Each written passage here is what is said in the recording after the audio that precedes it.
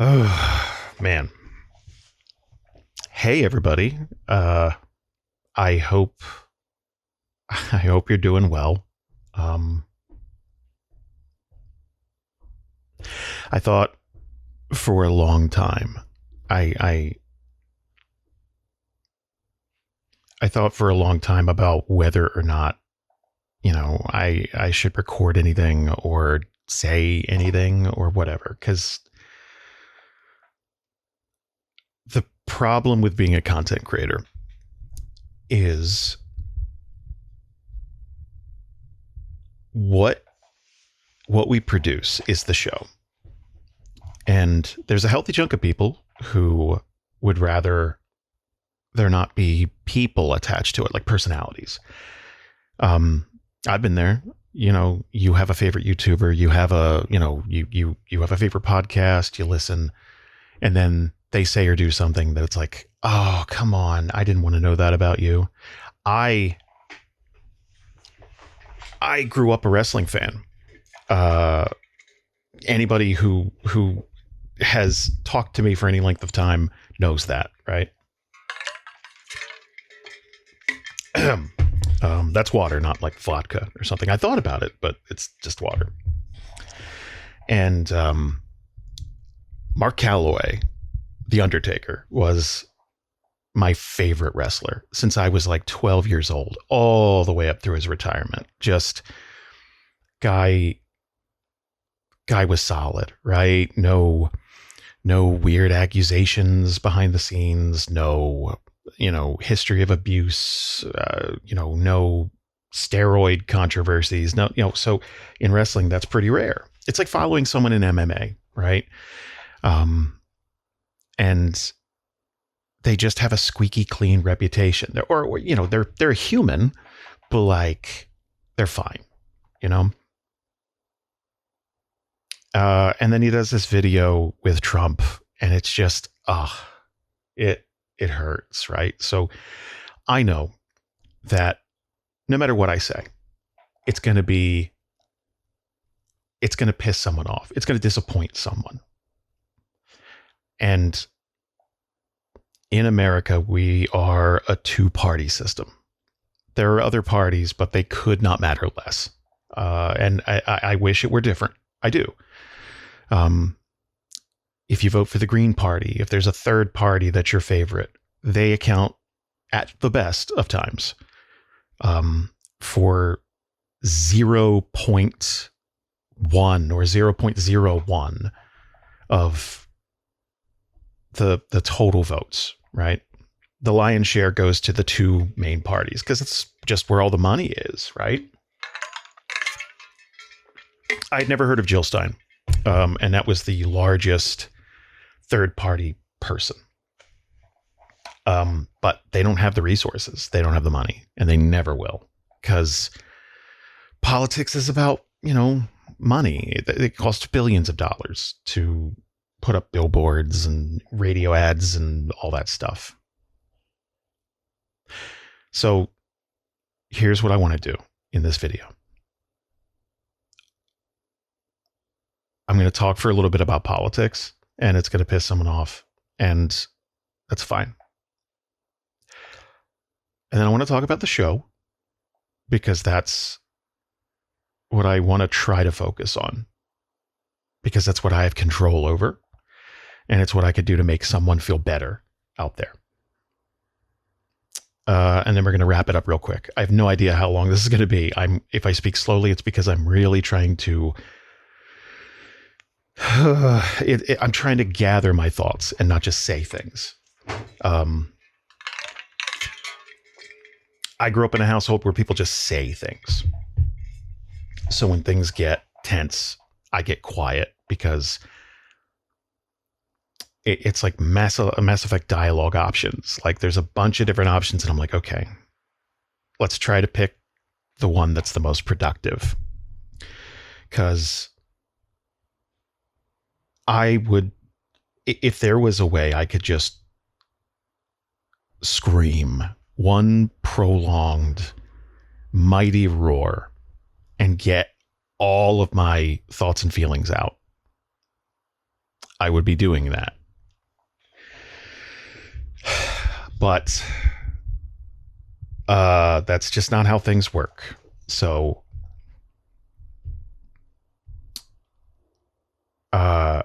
I'm sad about the election, obviously.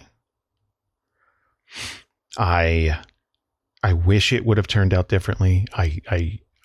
I thought, I hoped that we were done with this, which I look at as a pretty ugly chapter in our history. But sadly, we have another 4 years at least, and then probably some years sifting through the fallout of it, because there's probably going to be more court cases. There's probably going to be more impeachments, because you just look at that first run. It's not great. But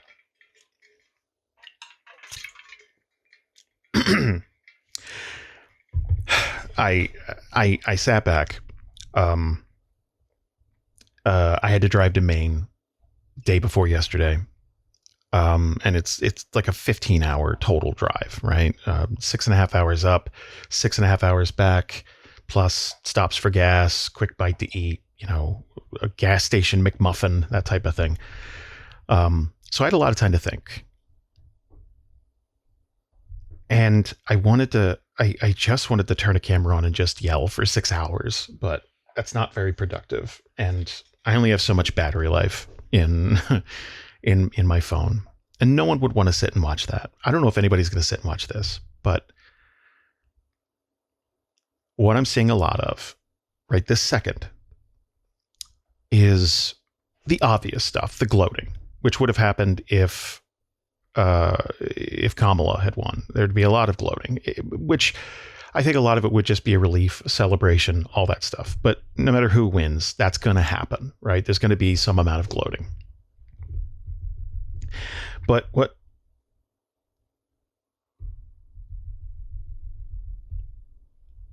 the other side is the can't we all just get along? The hey, you're going to have to just let's reach across the aisle. Let's I that baffles me a little, and I'll tell you why. Because all I can do is tell you what I see. And I hope, I hope that you can understand why some people are feeling that way, right? If anyone gets anything out of this, I hope it's two things. One, it's going to be shitty, but life goes on. We can keep fighting. We'll keep voting. You just do, right? And I hope that there's a slightly better understanding, at least on a couple of topics. You're not going to fix what's wrong in America right now. And what's wrong is there's a huge divide. I've never been a political guy. I don't like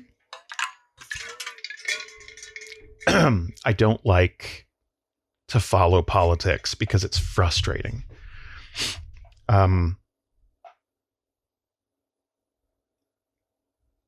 It's years and years and years and years of bickering and the gears of government grind very slowly.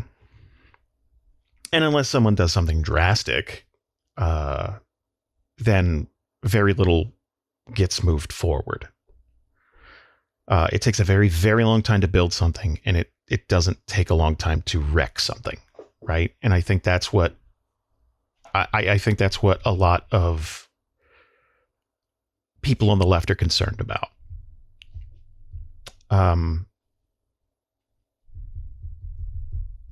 I have the opportunity with my job, my profession, to to talk to people from every walk of life.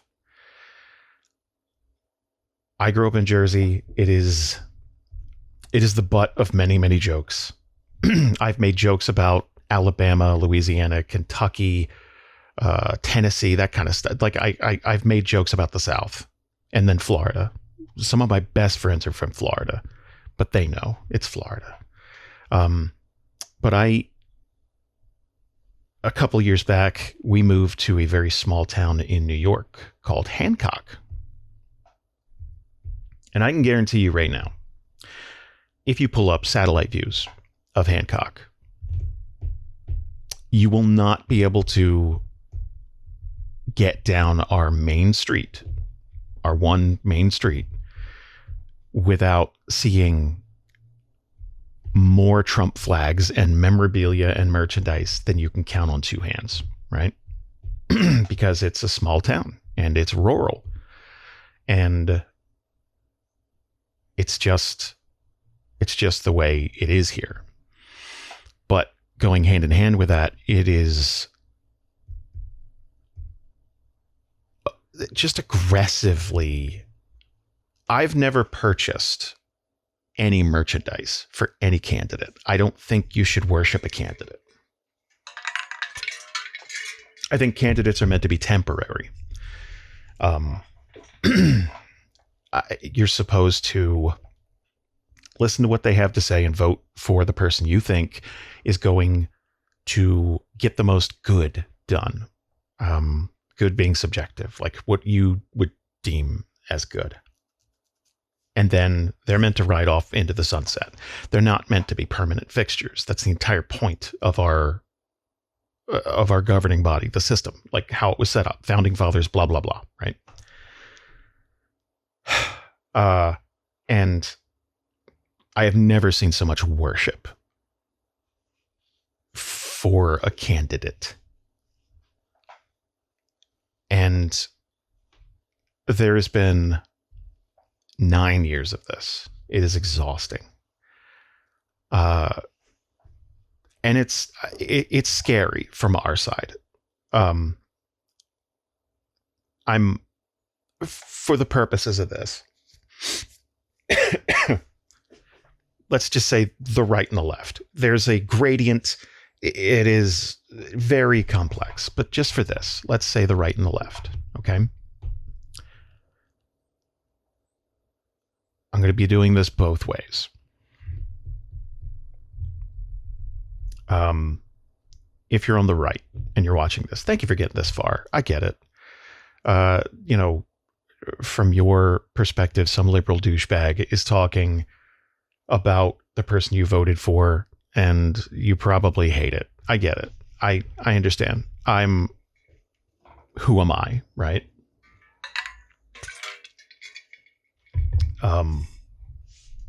But just take a second and I'm going to tell you why liberals, people on the left are upset and scared. Okay. Trump's first run in office. One of the biggest things that he wanted to do was repeal Obamacare, which covers just hundreds of thousands of people all over the country, right? And I think objectively, if you were to go back and read about it and look, it wasn't about replacing it with something better. It was because it had Obama's name on it. And there was 10 years of Trump dogging Obama in the press, calling him a Kenyan. He's not an American citizen, blah, blah, blah. He did the same thing with Kamala because they weren't white. It just is, right? He didn't do it with Biden. He didn't say Biden wasn't an American. He didn't ask for his long form birth certificate because he was white. He didn't want to take that. That would be a harder case, right? So I use that system. I don't make enough to be able to pay out of pocket for my own insurance. I don't have a company that I can rely on, and I can't afford Cobra. So I use like the state healthcare. The bottom rung just barely covers, this and that. So the idea that someone wanted to just get rid of that so I would have nothing. So a doctor's visit would cost me hundreds to look at a cough, to maybe get antibiotics prescribed to me. If I have strep throat, could ruin me, right? I live very much paycheck to paycheck. And that is just a common concern. Now imagine if I had major healthcare concerns and I needed Obamacare for something.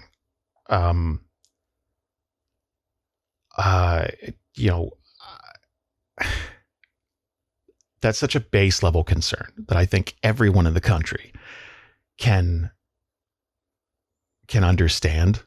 If your kids get sick, if you get sick, you're missing work. And if you're missing work, there's no money. And if there's no money, you get it. And I think starting there, you can kind of, there's a building block to understand, hey, what if you were at the doctor's constantly? What if what if, God forbid, something happens and you needed to be treated for something long term? That's one of the first things he did. And from there, a lot happened. Roe v. Wade was repealed, sorry. And if you're a woman, I'm sure you've at least thought about it once or twice. I can't imagine. Like it is on the conservative side, we always have to contend with the Bible, some version of the Bible.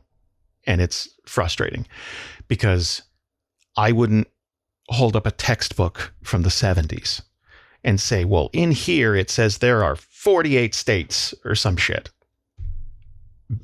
Because that's just not the information we're working with now. Things change. So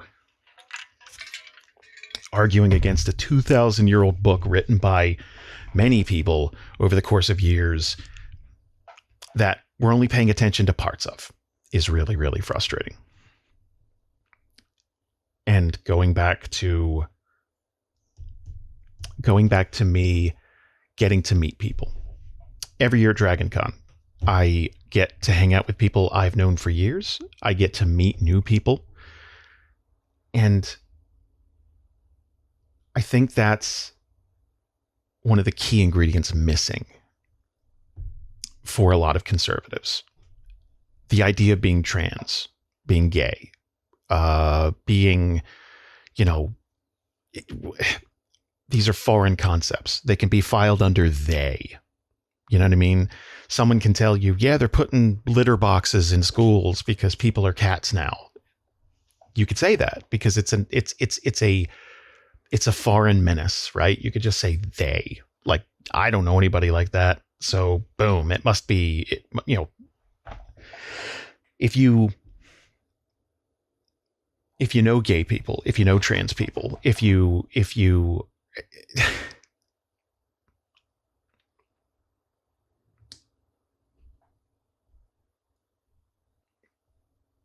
I'm trying to choose my next words very carefully. There's no real Americans. There's just Americans, right?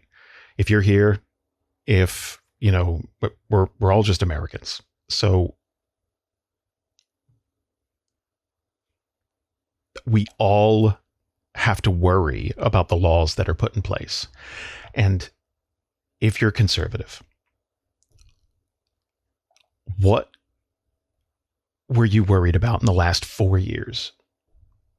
Usually it's the economy. Things aren't as good as I want them to be. I wish gas was cheaper. I wish groceries are cheaper. We all do, right? I think the concerns are a little deeper, or more immediate, right? I think for conservatives, it's quality of life. It's I want to be able to raise my kids and not starve. I want to be able to not worry about my job.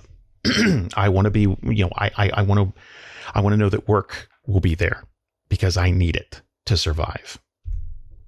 And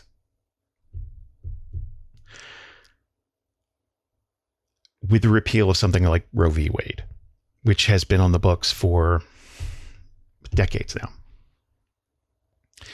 you may not like abortions. I get that. But a lot of conservative laws are taking your beliefs and pushing them on someone else. I don't like abortions, so you can't have any. I don't care if you were sexually assaulted and this isn't a baby you want. The Bible says you have to carry that baby to term.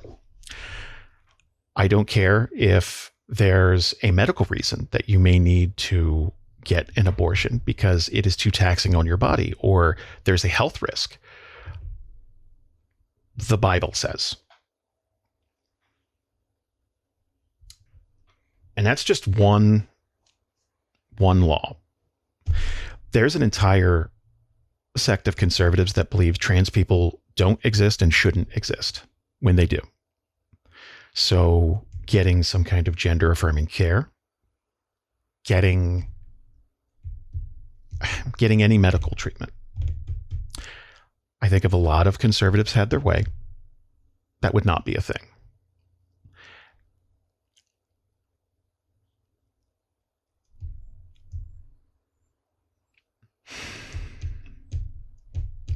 I understand that you have a core set of beliefs. It is a part of who you are. Let's say you attend church every week. I get it.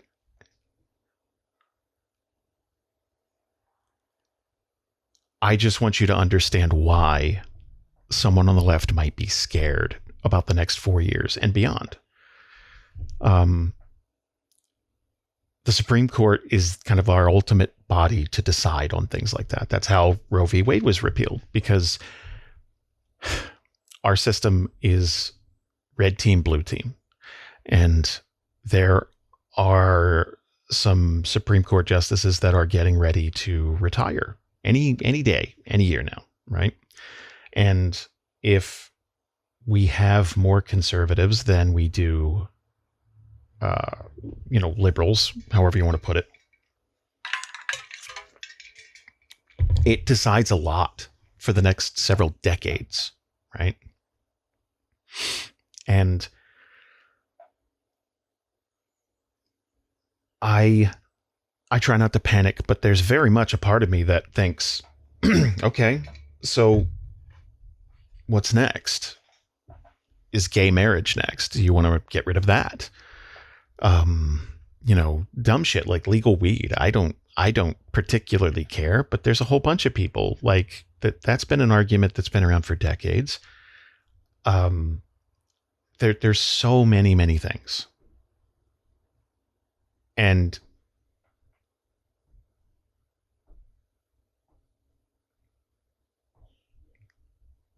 all I'm asking is, if you're conservative, try to think of it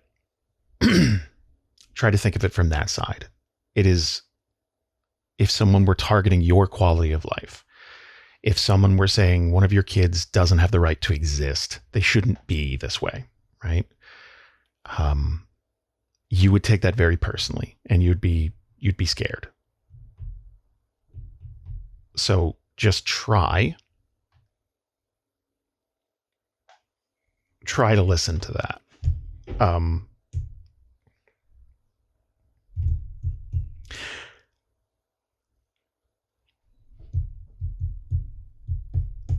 I posted something on Facebook that was essentially, it's like, I am ashamed to be an American, and I stand by that for the most part. There's nothing inherent about America that makes me prideful or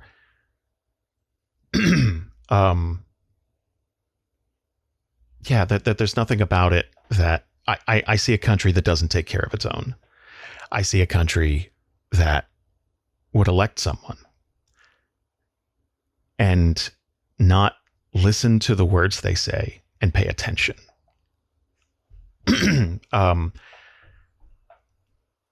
Trump doesn't scare me. It's the blind support that scares me. I'm not a guy who rushes to call someone Hitler the second I disagree with them. That's an old internet argument fallacy thing. But if you can't step back objectively, let's say the only news you get is Fox News, which isn't legally a news organization.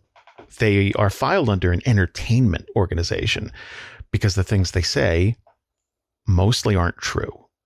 They were sued through the last election cycle by Dominion, who produces the voting machines, because they said on their nightly broadcasts every single night the voting was rigged, everything was rigged, everything was stolen, and they riled people up enough that they stormed the Capitol. There was an insurrection. And Trump wasn't punished for that. The people who did it were punished for that. And Trump wants another term to pardon himself for anything. He's been convicted. He is a felon. But it doesn't matter, because there is a clear divide between the things he says and what's heard.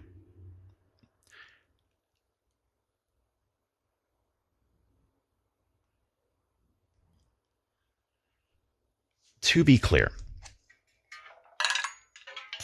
sorry, everyone in the house is very sick. I'm waiting to see if I get sick, but I'm just chugging water.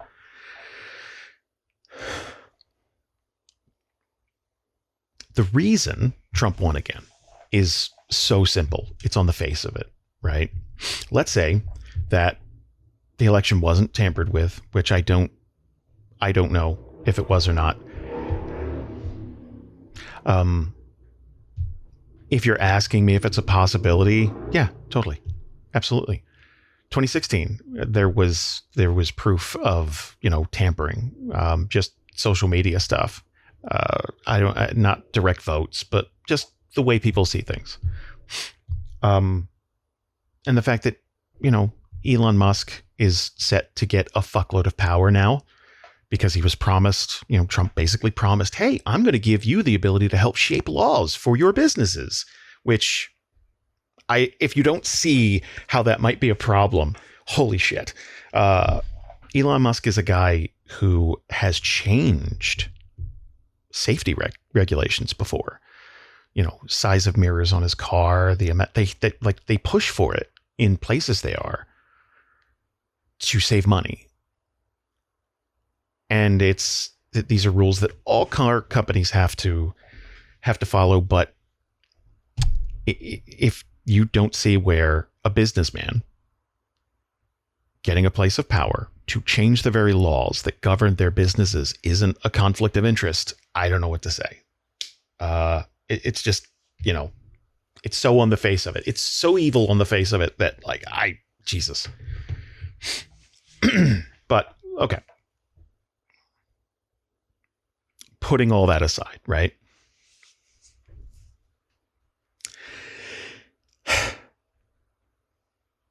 The reason Trump won again is because no matter what he says, there is an excuse. I have literally seen him say something. He keeps using the phrase, the enemy within. He's literally calling liberals the enemy within that needs to be routed out. He has said, and I could present clips for every one of these, and it doesn't matter. I understand that. He has said that when he's elected again, you won't even worry about voting. We're going to fix it so good that you won't have to vote again. he admires people like Hannibal Lecter, who are fictional characters but blatantly evil. There's so much, right? The white supremacists that support him, and he's never recused himself of that. He's like, whoa, I don't want the KKK's help. He's never said that. There's been 1,000 things, 1,000,000 clips of him doing and saying anything. And it's gotten to the point where we're not arguing whether or not he said it. The argument is, well, you can't listen to the words he says. You got to listen to it's like jazz. It's the things he doesn't say in between. It's that shit. And the drawing him like a chiseled superhero or Rambo or a cowboy or whatever. It is such a weird thing. And I don't get it. I would never draw, Kamala Harris as a Valkyrie, or it's fucking weird. I don't get that. I don't get the blind faith. And it's faith. You're holding him up as a deity. I have seen people literally depict him as Jesus. It's fucking weird. All I ask is that you listen to the things he says. Truly listen. I want better for all of us.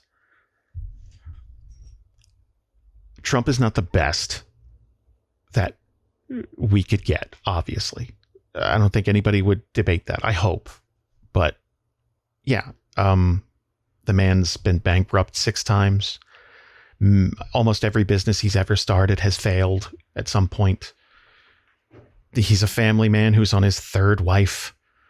There's just so much about him, but what conservatives are being shown and what liberals are being shown are different things, right?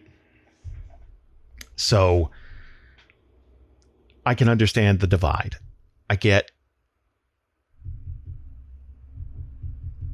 we're being presented with almost two different realities at this point.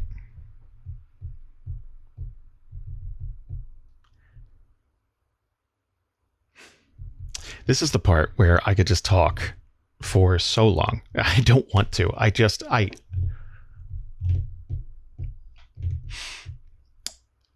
Again, the reason Trump got reelected is because of that blind faith. He could have done or said anything at this point. And the people who were going to vote for Trump were going to vote for Trump. I think anyone who is a conservative looks at this in one of a few different ways. I think you're looking at it like, hey, God, look, I'm not a huge fan of Trump, but that's my choice. I'm a Republican. That's what I'm being offered. Okay. Then there's the people who are going to vote for Trump, and they're pretty into the things he says. They might say 1 or 2 things every once in a while. It's like, that's squirrely. I don't like that. But hey, the economy was better under him, and I want more money. Fine. And then there's the third wave, the kind of people that will storm the government for you, the kind of people who get Trump tattoos and cover every inch of their house and car in Trump merch, and they buy his fucking Trump branded Bible. Those are the people I'm worried about. Those are the scary ones, right? The people who are waiting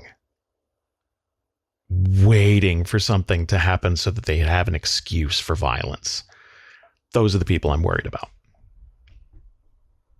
And I'm worried that we're going to get to the end of a Trump presidency again, and he won't want to leave because there's legal ramifications for the things he does while he's in office. He literally thinks the law doesn't apply to him. That worries me.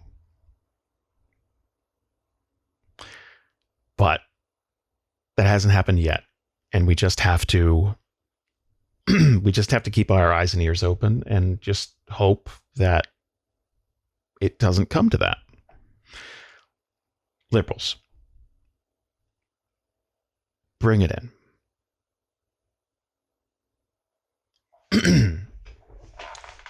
problem with wanting to be progressive.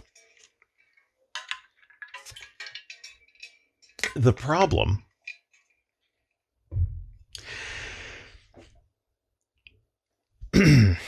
with there being so many different ideologies, right?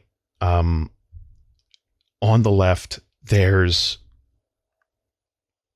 a pretty good Venn diagram, a crossover that, people should have basic human rights. I have trans friends. I have gay friends. I'm worried about the sanctity of their marriage. I'm worried about the health care they receive. I'm worried about abortions. I'm worried about all that, right? And there's a net of overlap. But because for the most part, conservatives are governed by this God and country idea, right? Conservatives literally want us to return to some better age. So there's a blueprint there. There's an I don't want things to change, and I don't like the idea of the definitions for like the American family or whatever to be different. So there's a pretty clear blueprint, right? For liberals, it's not as clear. There's a bunch of stuff. You may care about abortions, but not so much trans people because you haven't met one or whatever. So when liberals are offered a choice, they get picky. And the amount of ACAB I've seen, I don't agree with the ACAB movement. I don't think all cops should. I don't think you should be able to assign just a designation to a swath of people. There are a lot of hardworking cops. Are there crooked cops? Fuck yes. Are there cops who have been trained specifically to protect the institution and not people? Yeah. And it's fucked. I think some police departments shouldn't have things like fucking tanks. There shouldn't be budgetary crises for a town while, there's so much about that. But I don't think it's as simple as all cops are. That's naive.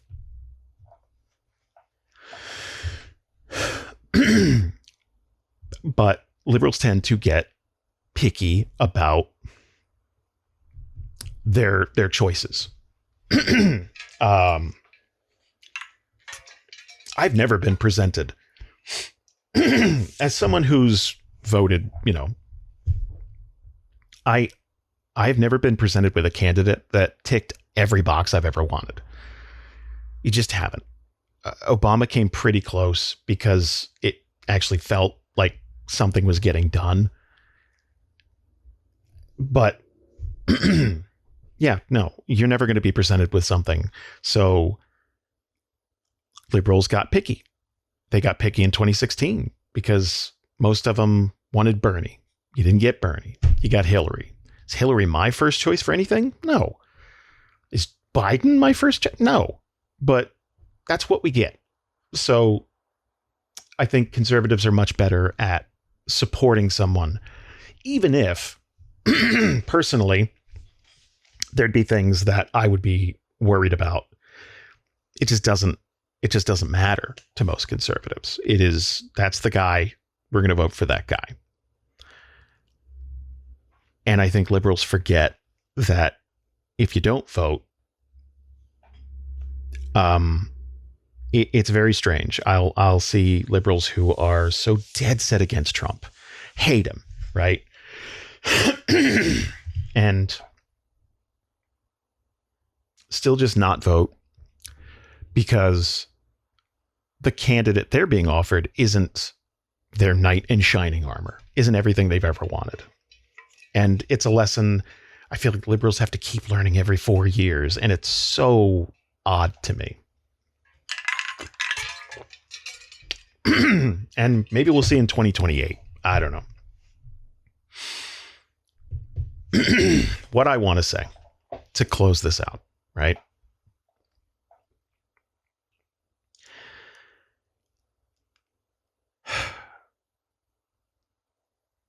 Yeah, we all got to live with each other.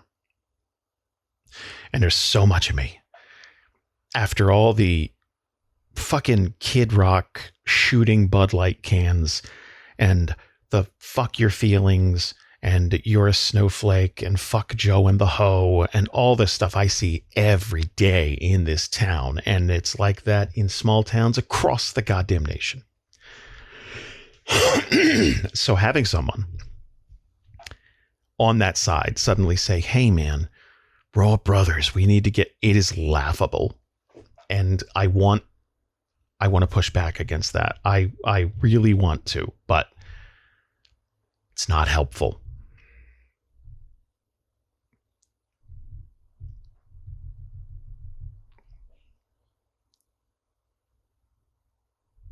I'm going to keep an eye out for my friends.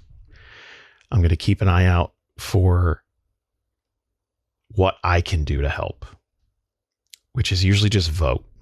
But if you see people who feel unsafe and scared and lashing out, there's a reason for that, right? Just try for just a moment. Just try and put yourself in their shoes.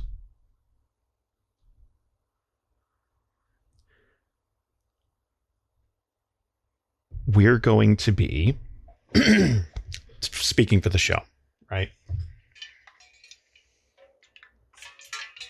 We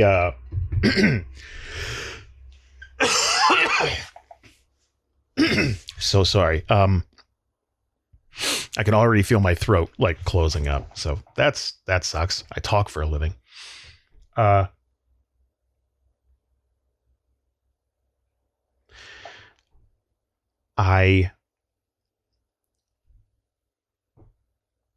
want to focus more on distracting people. That's what I do for a living. I want to tell stories. I want to kind of get lost in a world that isn't this one for a while. We are going to be making some changes at the show. We had a survey going around, and you guys have been so helpful with that. And there's going to be less table talk. So day to day, like our politics, just they're in the show.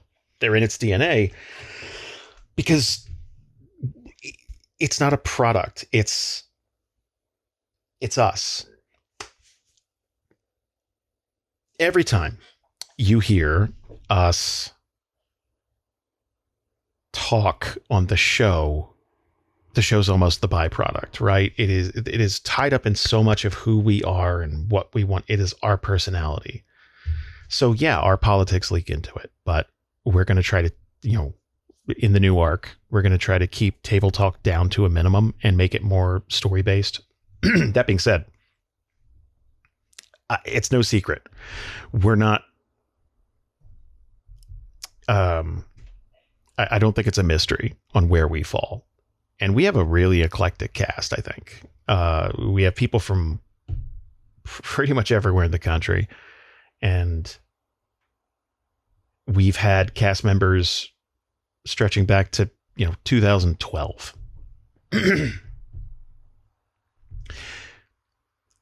We're going to be focusing on cranking out, more content, better content. Because the last several years since the pandemic, it's been exhausting. And it's for me to tell you that it hasn't influenced the show. Of course it has. Our day-to-day lives are influenced. The economy got rougher. Opportunities dried up. Money, dried up. Like, things happened. So for me to tell you that hasn't influenced me or hasn't influenced what we do would be a complete lie. But we're going to be doing everything in our power to just distract you. Wherever you fall on, the spectrum, we want to have you come into our world and just hang out for a while. Tell stories at your table with our stuff. And we're just going to keep our heads down and just try to focus on that. uh,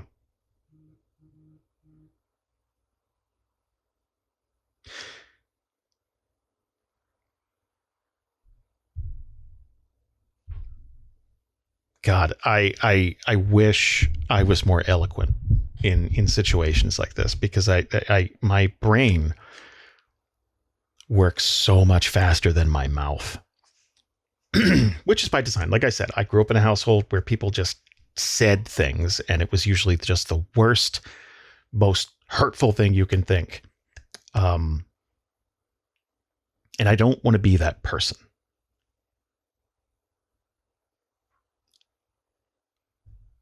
So just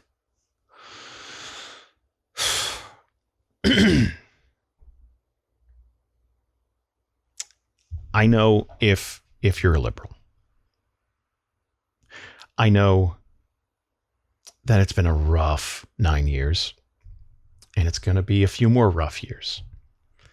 And I know it's very, very, very easy to just say, fuck it. Let's fight. Fuck it. Like, I'm going to say all the things that I wanted to. I know it'd be very easy, but I don't think that's productive for anyone. I don't think us attacking each other is going to help. I think holding the people who are elected accountable is how it should be.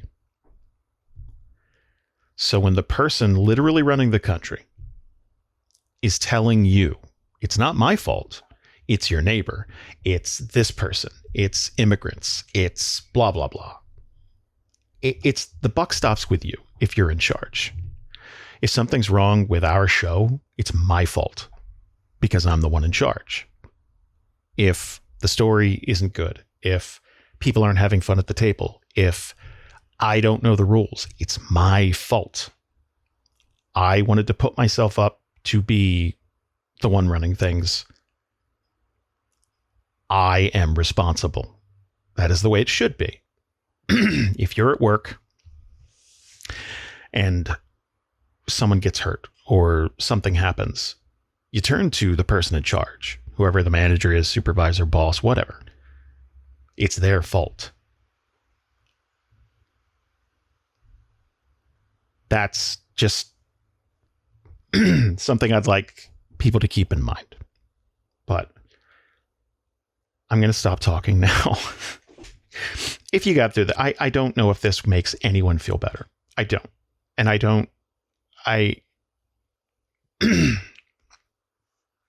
part of me just wants to hit stop on the recording and then just throw it away. I don't know. But I hope that you at least have a place where you feel like you can go to vent and talk. And, our Discord has been pretty great at having people just be able to say, look, man, I'm worried about X, or this thing, this sucks. They cut my hours at work, whatever. That day-to-day stuff is all we can really focus on. So try to think about how someone else might feeling, even if even if you think they live a relatively charmed life, right?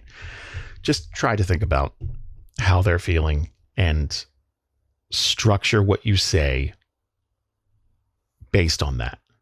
Don't say the first thing that comes into your head. It doesn't help. And it only makes things worse. So I hope everyone out there has a decent day. Just if you're sad, if you're bummed, I get it, but life goes on. We gotta get our shit together and just keep going. Keep an eye out on things, keep an eye on your friends, and see you guys in Theria, I guess. Thank you very much. And I hope everyone out there just kind of takes care of each other. All right.